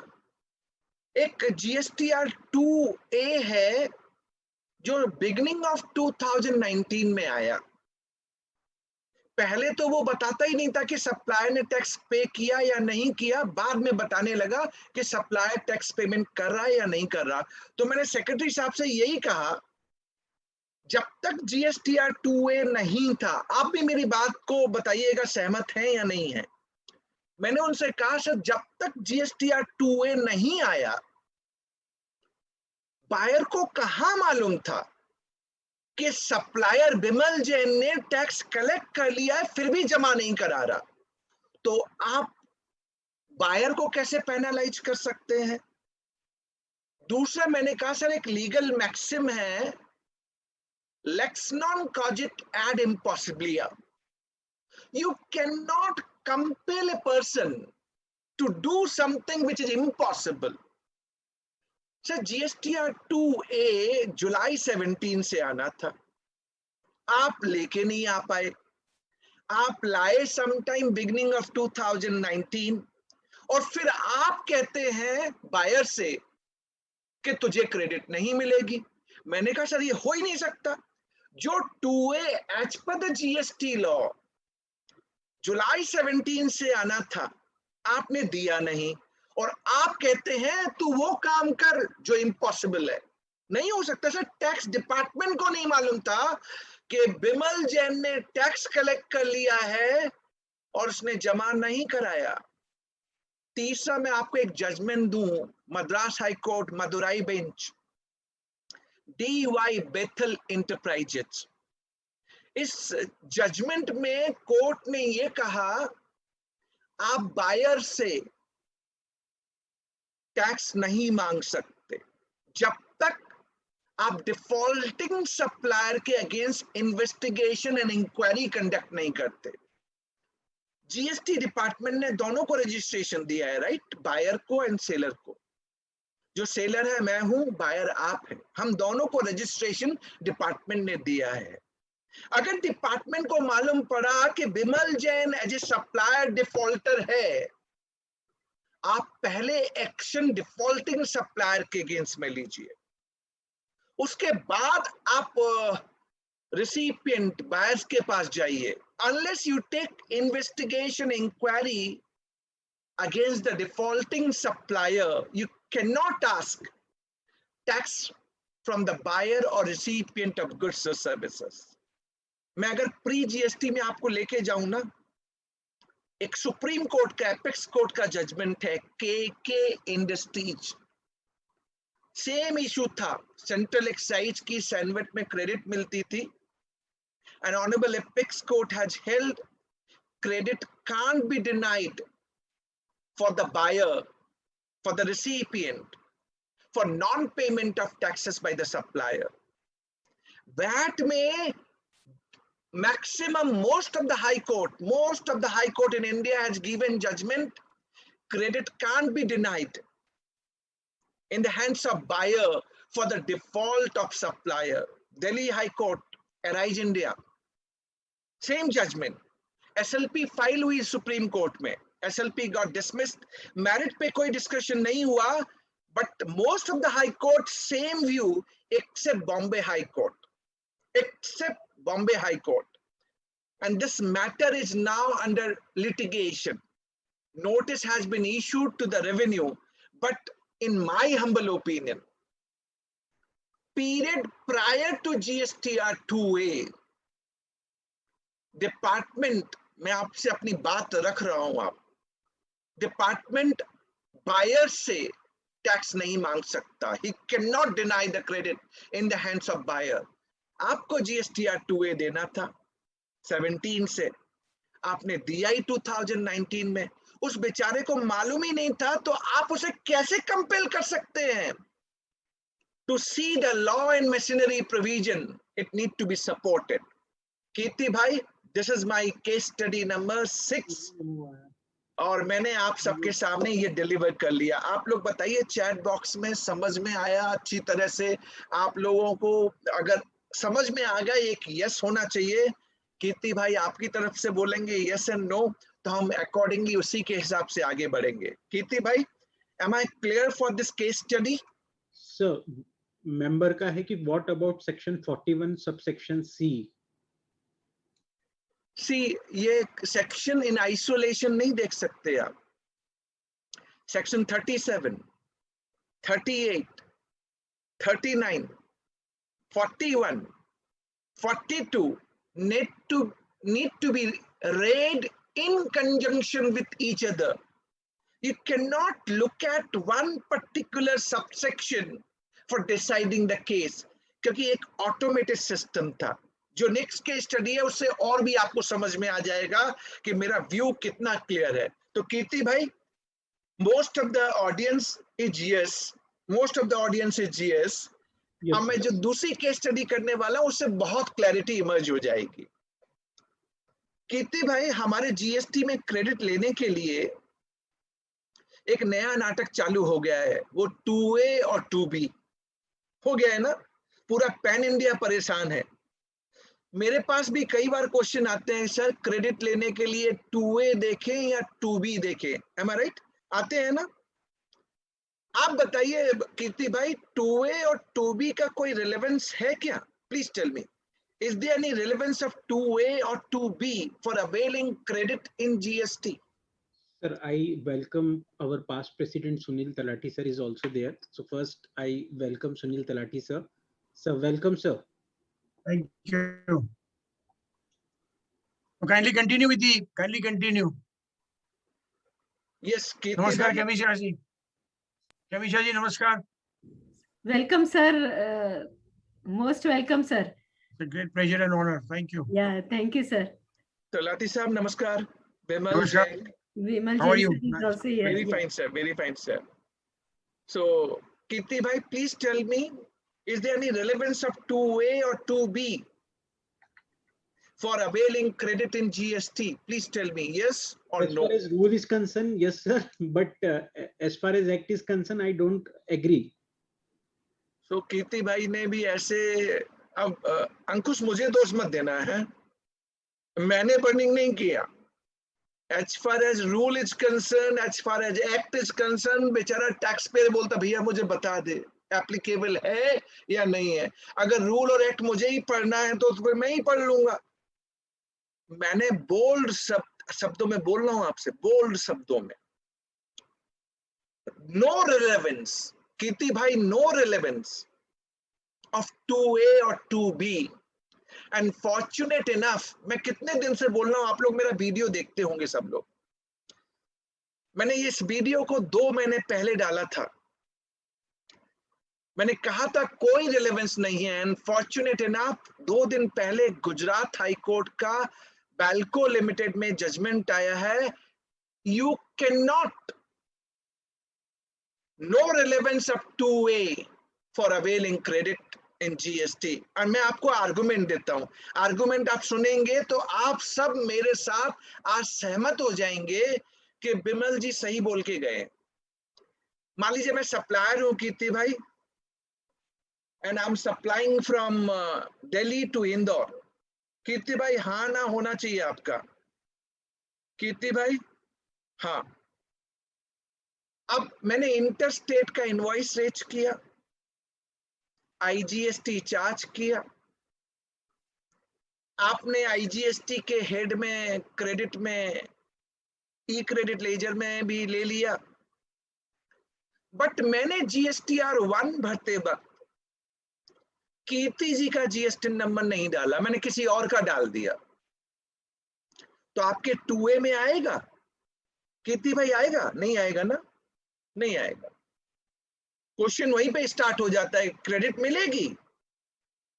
सेकंड करते हैं, B2B सप्लाई थी कीर्ति भाई, B2B, पर मैंने कैप्चर्ड कर लिया जो B2C, आपके 2A या 2B में आएगी कीर्ति भाई? गलती तो मेरे से हो गई थी ना, गलती मेरे से हो गई। आपने सेक्शन 16 सबसेक्शन 2 के चारों कंडीशन सेटिस्फाई किए हैं। तीसरा एग्जांपल लूं, मान लीजिए, मानना क्या, ये तो इंटरस्टेट सप्लाई है, आईजीएसटी लगेगा, पर कीर्ति भाई मेरे अकाउंटेंट ने इसे इंट्रा स्टेट दिखा दिया, C+S जीएसटीआर 1 में, आपके 2A या 2B में आएगी? मैं तो चौथा एग्जांपल लेता हूं कि मैंने जीएसटीआर 1 भरा, सही भरा, बट 3B नहीं भरा। 1 भरा तो आपके 2A में आ रहा था, बट मैंने 3B नहीं भरा, क्रेडिट मिलेगी? नहीं मिलेगी सर, आपने टैक्स ही पे नहीं किया, सप्लायर ने टैक्स की पेमेंट नहीं किया। उल्टा कर ले, 3B भरा है मैंने एज ए सप्लायर, टैक्स पे किया है, बट 1 नहीं भरा, तो आपके 2A में आएगा? 2B में आएगा? नहीं आएगा। तो क्या आपको क्रेडिट नहीं मिलेगी? नहीं मिलेगी क्या? सर ये क्वेश्चन पूरा पैन इंडिया बर्निंग है, पैन इंडिया, और मैं अब आपको एक ही आर्गुमेंट दूंगा। कीर्ति भाई ने तो एक्ट और रूल के बीच में आपको डाल दिया, मैं एक ही आर्गुमेंट और फर्म ओपिनियन। इस बार यूनियन बजट 2021 में एक बदलाव हुआ। सेक्शन चार कंडीशन है सेक्शन 16 सबसेक्शन 2 में। एज ए बायर आपके पास टैक्स इनवॉइस की कॉपी होनी चाहिए। You must have received goods and services. आपके सप्लायर ने टैक्स का पेमेंट किया हुआ होना चाहिए, और एज ए रिसिपिएंट आप रेगुलरली जीएसटी का रिटर्न भर रहे हैं। 4 कंडीशन। यूनियन बजट 2021 ने एक नया clause, sub clause AA under section 16 subsection 2 में डाला, 5वां condition, which is yet to be notified. अभी नोटिफाइड नहीं है, प्रोस्पेक्टिव है। और ये क्या कहता है, आप ध्यान से सुनिए, इसको सुनने के बाद आप मेरे से सहमत हो जाएंगे कि 2A और 2B का कोई रिलेवेंस नहीं है। ये सब क्लॉज AA बोलता है जिस इनवॉइस और डेबिट नोट पे आपने क्रेडिट ली है, आपने बायर ने, उस इनवॉइस और डेबिट नोट को बिमल जैन सप्लायर अपने GSTR 1 में फर्निश करे। यानी जब मैं फर्निश करूंगा तो आपके 2A में आएगा, 2B में आएगा। And communicated to the recipient. ये प्रोस्पेक्टिव क्लॉज है, येट टू बी नोटिफाइड। ये एक्ट के अंदर डाला जाएगा, अंडर सेक्शन 16 सबसेक्शन 2 सब क्लॉज AA। तो मेरी सिंपल लीगल इंटरप्रिटेशन ये बनती है, ये clause yet to be notified है। जब तक ये नोटिफाई नहीं होता तो period prior to date of notification 2A और 2B का कोई रिलेवेंस नहीं है, क्योंकि act is the important one, right? बिना एक्ट के आप इस क्लॉज को इंप्लीमेंट नहीं कर सकते। सो कीर्ति भाई प्लीज बताइए, इसको सुनने के बाद रूल क्या होता है? रूल सन होता है, सन, और एक्ट क्या होता है? फादर। जब तक फादर ने बेटे को डेलीगेशन नहीं किया, बेटा कोई रूल नहीं बना सकता। Rules are subordinate legislation, but act में जब होगा तभी वो पावर जाएगा। सो यानी जो रूल के जरिए आपने 2A 2B का ड्रामा कर रखा है, उसकी इन्फोर्समेंट पावर एक से आनी चाहिए, जो अभी तक नोटिफाई नहीं हुई है। तो 2A 2B का कोई रिलेवेंस नहीं है। कीर्ति भाई, am I clear? Chat box में आप लोग भी कीर्ति भाई को बता दीजिए कि हाँ, हम बिमल जी से पूरी तरह सहमत हैं। और fortunate enough Gujarat high court का जजमेंट बैल्को स्टे कर दिया, जो डिमांड मांग रही थी डिपार्टमेंट 2A वर्सेस 3B का डिफरेंस। सो फॉर्चुनेट, मेरी जो अंडरस्टैंडिंग है, it is being considered, and इसके ऊपर भी लिटिगेशन होंगे। And I am damn sure, I am telling you in my humble opinion, जो मैं कहना चाह रहा हूं, इट विल सस्टेन। कीर्ति भाई, am I right? Am I right? All right. So मैंने आपको 7वीं केस स्टडी करके दे दी। 2 केस स्टडी और हैं, 10 मिनट और लूंगा मैं। कीर्ति भाई, एम आई अलाउड 10 मिनट के लिए? Yes sir, and Sunil sir is also waiting, so sir we have to conclude in 10 minutes sir.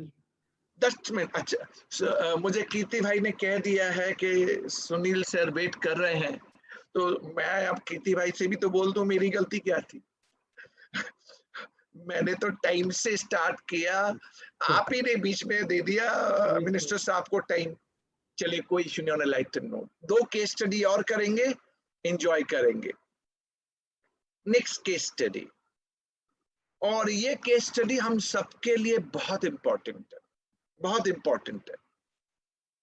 मैंने जॉइंट सेक्रेटरी साहब से कहा, मैंने कहा सर, मैं होटल बिजनेस में आना चाहता हूं या मॉल में आना चाहता हूं, तो मुझे होटल या मॉल का कंस्ट्रक्शन कराना पड़ेगा, और कंस्ट्रक्शन कराने के लिए कॉन्ट्रैक्टर को काम देना पड़ेगा।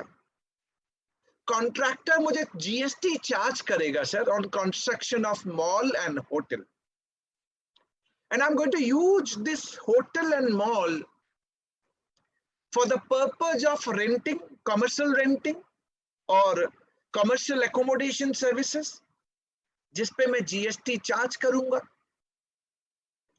इस construction of mall and hotel के ऊपर आप मुझे क्रेडिट देंगे या नहीं देंगे? अगर section 17 sub section 5 clause C में चला जाऊं और क्लॉज डी में चला जाऊं, तो कंस्ट्रक्शन ऑफ इमूवेबल प्रॉपर्टी के ऊपर आपको क्रेडिट नहीं मिलेगी। मैंने कहा सर आप लोग अपने ही ऑब्जेक्ट क्लॉज से बाहर जा रहे हैं। आपने जब जीएसटी इंट्रोड्यूस किया 101 constitution amendment act for introducing GST in the country, object clause में आपने लिखा था seamless flow of credit, no cascading। Contractor construction के ऊपर जीएसटी चार्ज करेगा, बिना होटल बिना मॉल मैं कमर्शियल लेटिंग आउट कर सकता हूं। आप मेरे आउटवर्ड पे जीएसटी मांग रहे हैं, इनवर्ड पे आप मुझे जीएसटी की क्रेडिट ही नहीं दे रहे। How come possible? It is not creating cascading and where the concept of seamless flow of credit जो आपने कहा था। फिर मैंने उनको टच किया सर, मैंने फैक्ट्री का कंस्ट्रक्शन करवाया, मैंने अपने ऑफिस का चार्टर्ड अकाउंटेंट ऑफिस का मैंने कंस्ट्रक्शन करवाया। कंस्ट्रक्शन के ऊपर आप मुझे नहीं देंगे, बिना ऑफिस के क्या मैं अपनी टैक्सेबल आउटपुट सर्विसेज दे सकता हूं? नहीं दे सकता। So it is going against the concept of seamless flow of credit. Fortunate enough Odisha high court का जजमेंट हमारे पास है। Safari retreats has said credit should be available, though this matter is sub judice before Honorable Supreme Court. And it need to be tested. I'm telling you कि object clause जो GST 101 constitution amendment act में है, एक preamble बनता है। देखिए किसी भी एक्ट के लिए ना पहले एक प्रियम्बल बनाया जाता है। प्रियम्बल में हम तय करते हैं कि ये जो हम एक्ट बनाने जा रहे हैं इसमें थीम क्या होगी। अगर मेरा प्रियम्बल एंड ऑब्जेक्ट क्लॉज मुझसे कहता है seamless flow of credit, can you deny? That's the point. मैंने उनको टच बेस किया, एक और केस स्टडी देखे। मैंने कहा सर कोविड-19 का टाइम चल रहा है, मेरे एम्प्लॉय कंसर्न्ड है, उनको मैं mask, sanitiser, drugs and medicine देता हूं, जीएसटी की क्रेडिट मुझे मिलेगी? मैंने सिंपल यही पूछा सर मुझे जीएसटी की क्रेडिट मिलेगी? तो कोई भी आप ऑफिसर से पूछिए, ऑफिसर क्या कहेगा मालूम है आपको? सेक्शन 17 सबसेक्शन 5 देख लीजिए, क्लॉज बी में जाइए। क्लॉज बी में आप अगर एम्प्लॉय को फूड एंड बेवरेजेस भी दे रहे हैं ना, क्रेडिट नहीं है, lunch and dinner, unless it is obligatory. अब मैंने कोविड-19 के टाइम पे कहा कि भाई सर ये सारे एम्प्लॉय आते हैं, इनको injection, drugs, medicine, mask, sanitiser मुझे देना जरूरी है। डिपार्टमेंट सीधे बोलेगा personal consumption. Sir is it not? It is not personal consumption. As a business I need to ensure health protection for my employee concern. They are backbone for my business in the course or furtherance of business. अगर मैं इनके health को protect नहीं करूंगा, कौन करेगा sir? And it is personal consumption. No, it is not. It is in the course of furtherance of business. उन employ की हेल्थ का ख्याल रखना मेरी जिम्मेदारी है। एक एग्जाम्पल इसमें आगे फर्दर लेके जाऊं, गिफ्ट, इस एक लाइन ने ना, गिफ्ट ने ना हम सबके माइंडसेट को इतना कर्टेल कर दिया है और डिपार्टमेंट को हर चीज गिफ्ट नजर आती है। मैं कंपनी हूं, मैंने अपने डिस्ट्रीब्यूटर और डीलर से प्रॉमिस किया कि तूने अगर 10,000 केजी का माल बेच दिया तो तुझे एक गोल्ड कॉइन दूंगा। मैं गोल्ड कॉइन मैंने परचेज किया, उस पर जीएसटी लगा। अब मैंने एक गोल्ड कॉइन आपको दिया क्योंकि आपने 10,000 केजी जो माइलस्टोन मैंने डिफाइन किया था वो आपने अचीव कर लिया। Is this a gift? पहली बात, गिफ्ट के लिए हमको समझना पड़ेगा गिफ्ट इज व्हाट? वॉलंटरली, जिसमें कोई लीगल ऑब्लिगेशन नहीं होनी चाहिए। It is not a gift. अगर आपने माइलस्टोन अचीव कर लिया, आप मेरे पास वापस आएंगे और मुझसे कहेंगे बिमल जी आपने प्रॉमिस किया था, प्रॉमिस कि आप मुझे गोल्ड कॉइन देंगे अगर मैं 10,000 केजी का माइलस्टोन अचीव कर लूंगा। It is not a gift, it is in the promotion of sales promotion. मेरी सेल्स को पेनिट्रेट करना चाहता हूं, बढ़ाना चाहता हूं in the course of furtherance of business. In the course of furtherance of business, credit should be available. You cannot take away this credit from me under section 17 subsection 5 clause H. It is not a gift. अब हम इसमें ही जब discussion करते हैं तो कई बार हम discuss करते हैं ना कॉम्बो ऑफर 1+1 करते हैं ना कई बार। जो हमने कॉम्बो ऑफर में एक आइटम दिया, क्या वो फ्री गिफ्ट है? It's not free gift. It's a part of my combo offer. मैं कॉम्बो बनाता हूं, सेल करता हूं, मुझे क्रेडिट मिलनी चाहिए। बट एक आपको लास्ट एडवाइस देना चाहूंगा इस तरह के ट्रांजैक्शन में, जब भी आप कॉम्बो बनाएं आपको ध्यान रखना पड़ेगा कि कॉम्बो में क्या क्या पैरामीटर आपको चेक करने हैं। उसके लिए एक छोटा सा एग्जाम्पल लूंगा, then I will sum up my presentation today. मान लीजिए एक कंपनी, एक क्लाइंट मेरे पास आया, उसने कहा सर मैं चाय पत्ती में डील करता हूं and T chargeable at the 5% GST rate. उसने कहा सर मैं 4 केजी के बैग देता हूं तो एक स्टील की थाली दे देता हूं। तो मान लीजिए स्टील की थाली पे 18% का जीएसटी रेट है। 4 केजी का टी बैग लीजिए, 1000 रुपीज का पड़ेगा। एक स्टील की थाली आपको फ्री मिलेगी। आप 1000 रुपीज मुझे दीजिए।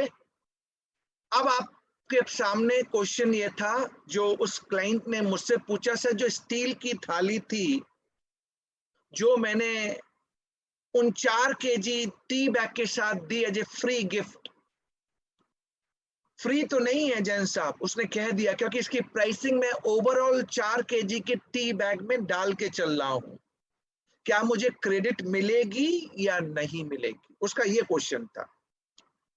मैंने उसे क्या समझाया और यही आपको समझना है जो मैं आपको एफओसी ओपिनियन दे रहा हूं। There's a concept called composite supply and mixed supply.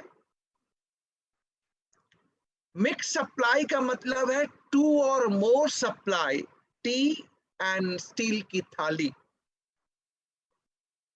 not naturally bundle. Naturally bundle नहीं है। Under single price 1000 rupees, then that combo would be taxable on the basis of highest rate of that combo. चाय पत्ती 5%, steel की थाली 18%। Total combo आपका 18% taxable हो जाएगा अगर आपने ITC for GST paid on steel की थाली ले लिया तो। प्लीज प्लीज प्लीज, ये एक ऐसा टॉपिक है, interplay of supply and ITC, यानी आपको ध्यान रखना पड़ेगा कि जो आइटम आप दे रहे हैं उसका जीएसटी रेट आपके मेन प्रोडक्ट के जीएसटी रेट से ऊपर नहीं होना चाहिए। अगर वो ऊपर हुआ, it is a mix supply and create problem for yourself. 2-3 quickly थे, टच नहीं करूंगा। मैंने उनके सामने एक पैरेलल प्रोसीडिंग्स की बात रखी कि सर जीएसटी में एक अथॉरिटी, चाहे वो सेंटर और स्टेट, अगर दोनों ही आके मेरे यहाँ इन्वेस्टिगेशन इंक्वायरी करने लगेंगे तो it is not ease of business. मैंने नेक्स्ट पॉइंट रखा सर रिकवरी प्रोसीडिंग्स। आप मेरे बैंक अकाउंट को फ्रीज कर देते हैं, आप शोकॉज नोटिस तो दीजिए, पहले एडजुडिकेशन कीजिए ना, डिमांड होने दीजिए ना, तब रिकवरी में जाइए। आप उससे पहले ही सर्च करते हैं, सर्च में ही आप पैसा ले लेते हैं। There is no power that they can collect advance tax during the search and seizure. Provisional attachment, Honorable Supreme Court ने judgment दिया, it is draconian provision. मैं नहीं कह रहा, Justice Honorable Supreme Court के उन्होंने कहा कि ये draconian provision है। आप just on reason to believe आप provisional attachment कर लेते हैं। So these are the points which I narrated and presented yesterday. Time pause है हम सबके साथ, but nevertheless आप सबने मौका दिया and within the time frame topic और भी मैं थोड़ा extend करके discuss कर सकता था आपके साथ, पर जितना मुझे time दिया गया और जितनी मैं कोशिश बर्निंग केसेस की थी, अंकुश ने कहा कि स्पीकर बर्निंग कर देते हैं, मैंने कोई बर्न नहीं किया। ये बर्निंग करने वाले कौन है मालूम है? जो जीएसटी की प्रैक्टिस ही नहीं करते, क्योंकि इनको समझ में नहीं आता और हमारे ऊपर दोष लाद देते। अरे मैं क्या करूं, जीएसटी लॉ ही ऐसा है अंकुश, मैं तो जीएसटी लॉ ही पढ़ाऊंगा ना कि जीएसटी लॉ ऐसा है। लास्ट में आप सबसे कहना चाहूंगा, these kind of webinar जो हम करते हैं, we get lot of learning together and this learning is important. CPR से एक अलग पार्ट होता है, but जब learning होती है ना तो you understand कि मेरी एडवाइस क्या होनी चाहिए, मुझे किस पॉइंट पे कैसे देखना है। तो मैं आपसे क्लोज करते वक्त इतना ही पूछूंगा कि मैंने अपनी तरफ से बिना पावर पॉइंट प्रेजेंटेशन के कीर्ति जी को हॉट सीट पे बैठा के और आप सब मेरे सामने थे। I hope you have enjoyed my session today on GST, which was burning. So chat box में आप लिख सकते हैं, आप लिखेंगे मैं देख नहीं पा रहा, बट मैं फील कर पाऊंगा क्योंकि कीर्ति जी वहाँ बैठे हैं, वो बताएंगे हाँ सर लोगों ने अपनी राय रख दी है। And you can get connected with me on the different social platform for getting all regular update on GST, that too free of cost. So I believe in Sabka Saath, Sabka Vikas.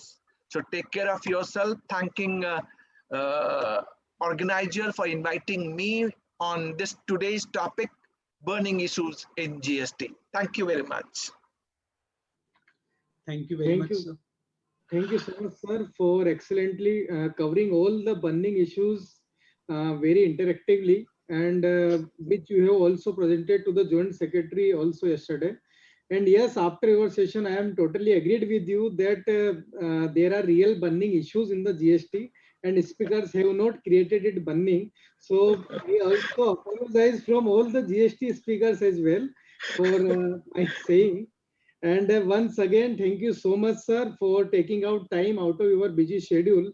And soon we want to see the style icon, the speaker's style icon, you in physical form at Indore also. So once again, thank you so much. Thank you, sir.